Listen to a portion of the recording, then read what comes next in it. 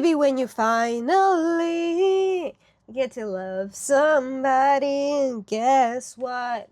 It's gonna be May. Hello.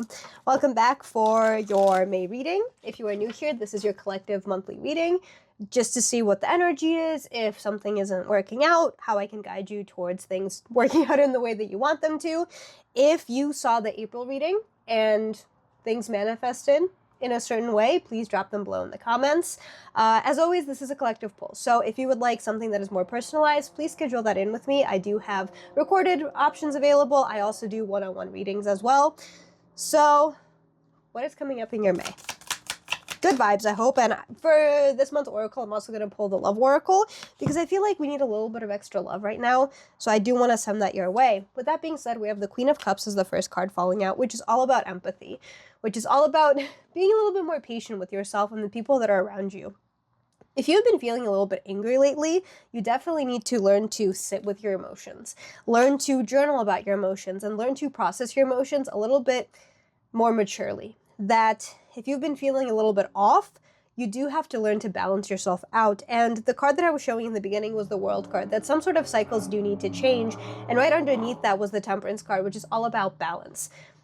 My 2026 reading, if you haven't checked that out, I will pin it somewhere up here, talks about change. That 2026 is coming up with a lot of change. And I feel like going with that theme, May is coming with change in patience, change in your emotions, and your emotional intelligence especially, being able to, again, process your emotions a little bit better, and not necessarily being able to communicate them, because I feel like that is more of a King of Cups situation, but learning to just simply sit with yourself. That not everything is going to work out exactly as you want it to, but that's not a bad thing. That one teaches you about balance and, again, emotional intelligence, but it also teaches you to be grateful for what you have, because you never know how the bad things can turn into good things. That there is a certain reason why things didn't work out exactly the way that you wanted them to, because maybe it taught you to love yourself a little bit more. Maybe it taught you to get out of cycles that you no longer need with the Wheel card falling out. It taught you that luck is on your side if you trust it.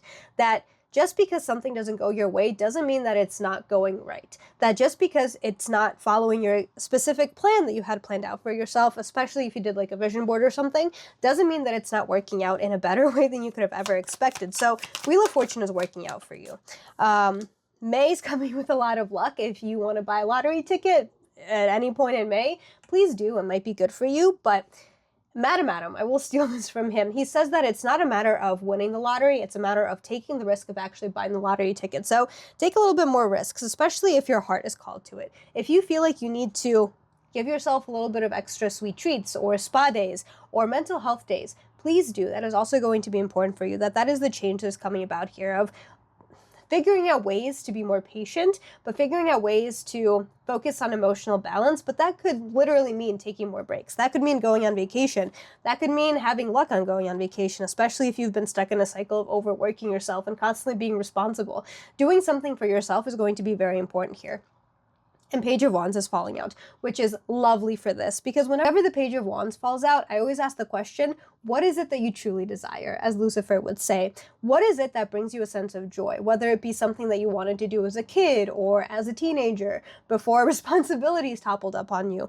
But what is it that brings you life? What curiosities do you have that you haven't been tapping into lately? What brings you a sense of spark into your life? What do you want to do?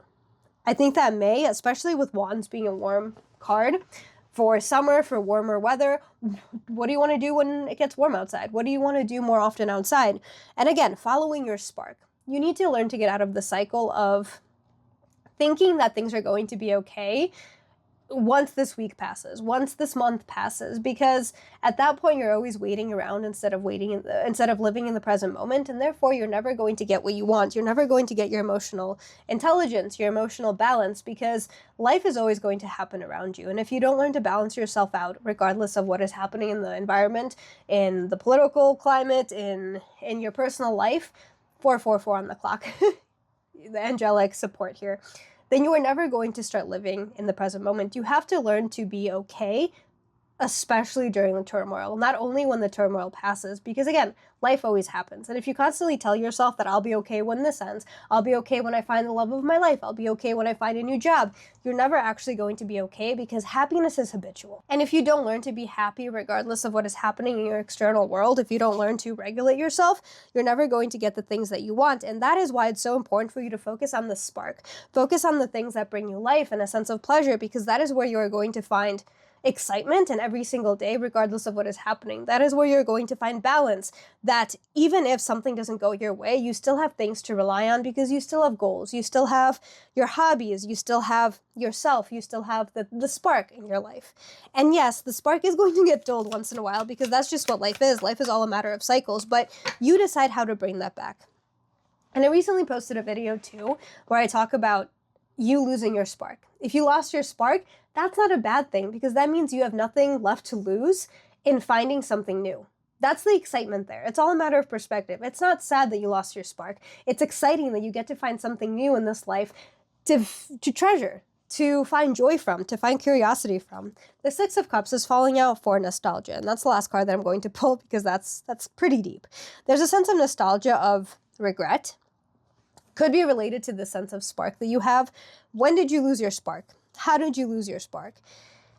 Instead of constantly thinking about how sad it is that your life isn't what you wanted it to be, or your life isn't what it was before, you have to get yourself out of this cycle, because the more that you pity yourself, the more that you pity your situation, and the less that you regulate your internal world, the less you are going to be able to live. So instead of constantly asking yourself, why me? Ask yourself, how can I get out of this? How can I live a better life? How can I, again, find the sense of spark for myself? Because I love myself enough to do that. And that is what May is going to come up with. That is the change here, that if your year isn't going the way that you want it to, and you're losing your spark, you're losing your sense of hope, you're living in the sense of regret of maybe I shouldn't have taken that risk, maybe I should have said something different, etc., etc. It's time for you to reframe your thinking. Maybe focusing on meditation would be good for you here if you want to do some meditations about being grateful for manifestation, stuff like that. I do have meditations in my playlist for meditations here, but by all means, do meditations with any other creator. I think that's going to be good for you as well. But you need to get out of this cycle of self-pity. You need to get out of this cycle of, I'll be okay once this, and this happens, because happiness shouldn't be conditional. Happiness is internal, and happiness is habitual. With that being said, let me pull an oracle real quick. To feel pain is to know you are alive. Just because things don't go your way, it's all a matter of the cycle. Oops. I'll do both of these.